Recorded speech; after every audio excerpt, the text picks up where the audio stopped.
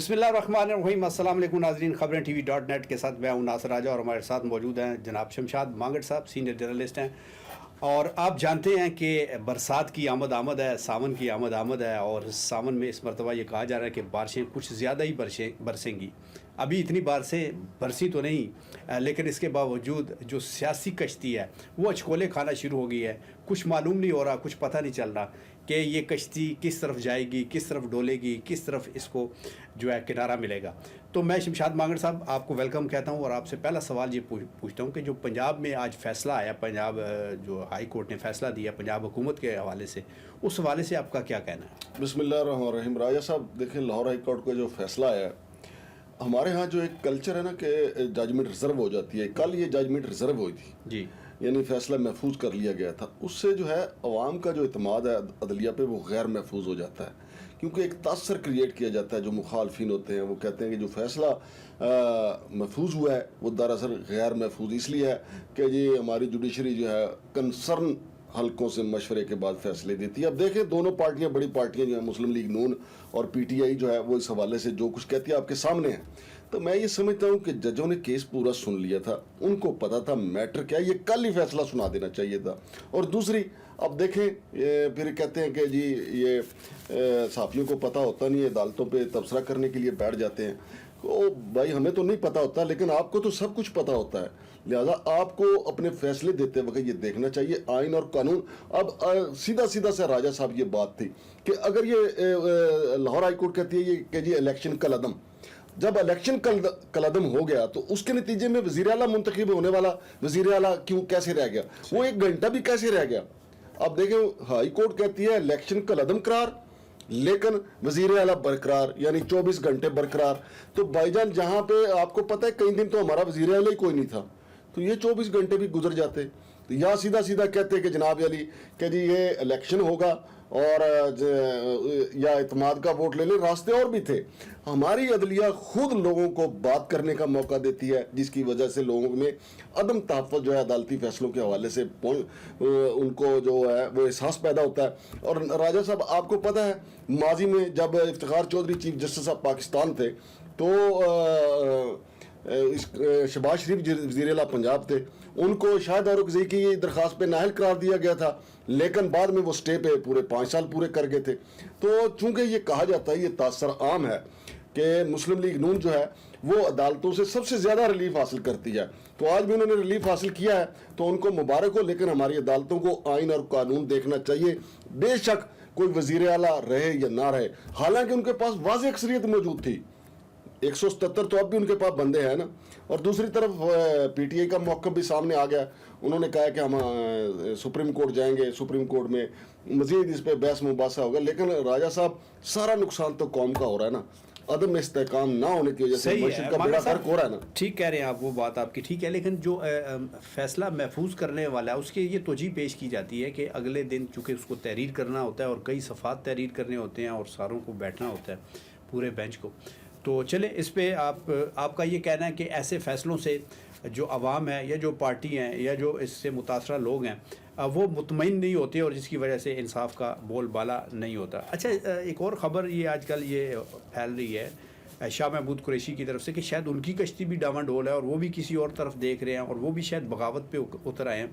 आपकी शायद की बात नहीं है राजा साहब। उन्होंने कल जो मुल्तान में सूबाई असम्बली के हल्के में उनके बरखुरदार जो हैं जैन शाह महमूद कुरैशी इलेक्शन लड़ रहे, वहाँ पे खिताब करते उन्होंने कहा कि जी मुझे 2018 में अपनी पार्टी ने ये राया था और फिर जो है मेरे खिलाफ साजिश हुई वगैरह वगैरह। अब उन देखें ना, अगर शाह महमूद कुरैशी जो वज़ीर ख़ारजा भी रहे, फिर पार्टी के सीनियर रहनुमा हैं, हर जलसे में हर जगह वो इमरान खान के साथ मौजूद होते हैं, अगर वो कह रहे हैं कि मेरे खिलाफ साजिश हुई तो इसका मतलब है वो बगावत कर रहे हैं। लेकिन खबरें ये हैं राजा साहब कि वो 35 बंदे लेके अरकान कौमी असम्बली पैट्रियट का एक ग्रुप बनाने जा रहे हैं, ये कंफर्म खबरें हैं, और वो इमरान खान से बगावत कर रहे हैं। और ये तो जब से वो इमरान खान के साथ में कहा जाता है कि वो इस ताक में है कि इमरान खान या नाअहल हो जाएं या इमरान खान के ऊपर कोई ऐसा बुरा वक्त आ जाए कि फिर वो वज़ीर आज़म बन जाएं PTI के प्लेटफॉर्म से। अब वो 35 बंदे लेके अलग होंगे, तो देखें, हो सकता है कि अगला 1 साल जो है वो डांग टपाऊ वाला काम जो है शाह महमूद कुरैशी करें। लेकिन शाह महमूद कुरैशी जो है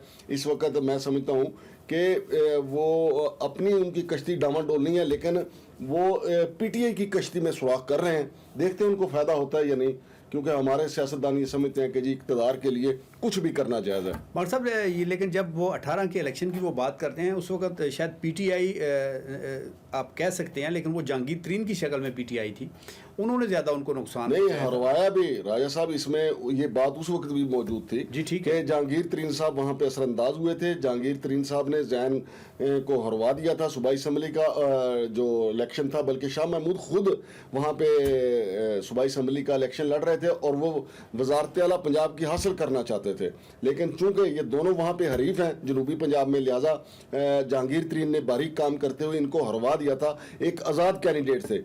और फिर उस आज़ाद कैंडिडेट के गले में जो पीटीआई का वो जो कपड़ा सा डालते हैं, झंडा जो है वो डाल के उसको इमरान खान के पाप बन्नी गाला अपने जहाज में बैठा के ले गए थे।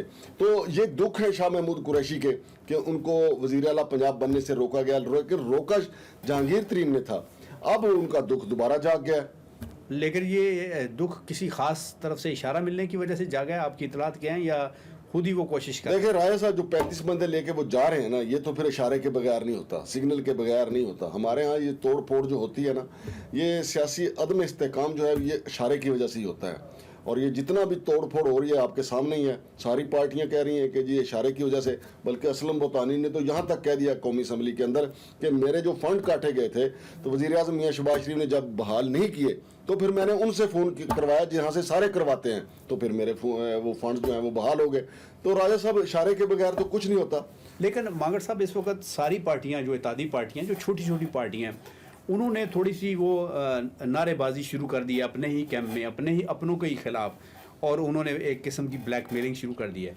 क्या आप समझते हैं कि ये भी ऊँट किसी और करवट बैठने जा रहा है? राजा साहब देखें ना, आप साल डेढ़ साल का बंदोबस्त करते हैं, लोगों को लारा लप्पा लगाते हैं। वो पहले से पीटीआई के साथ अटैच थे, पीटीआई उनको लेके चल रही थी, पीटीआई ने उनको क्या देना था, उनको क्या मिल रहा था, उनको पता था।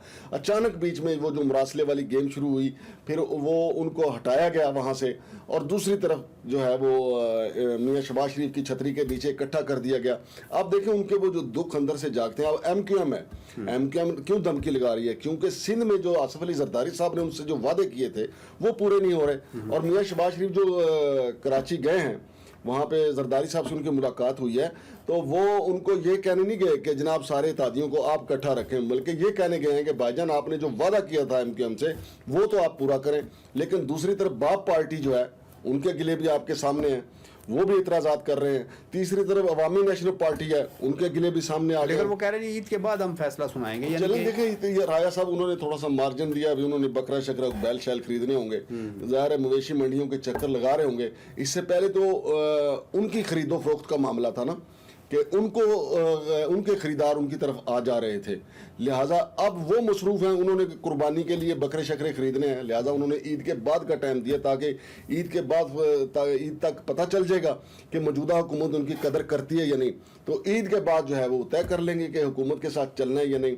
आप यकीन करें, शहबाज शरीफ जितना इस वक्त हुकूमत मुश्किल में है, देखिए अवाम उनसे नफरत कर रही है, इत्तेहादी उनसे नफरत कर रहे हैं, वादा कोई पूरा नहीं किया जा रहा, बल्कि कहा जा रहा है कि जनाब इसहाक डार साहब वापस आ रहे हैं। इसहाक डार साहब वापस आ गए तो इसहाक डार साहब के लिए यकीन माने ये दलदल साबित होगा, और इसहाक डार के लिए वापस किसी और के त्यारे पे बैठ के जाना मुश्किल होगा। अगरचे उनको कहा जा रहा है कि जिस तरह पहले मियां शहबाज शरीफ उनको अपने त्यारे में बैठा के बाहर छोड़ आए थे, तो वो उनको बाहर छोड़ आएंगे, लेकिन इसहाक डार इस दफ़ा पाकिस्तान आ गए तो बाहर निकलना उनके लिए बड़ा मुश्किल हो जाएगा।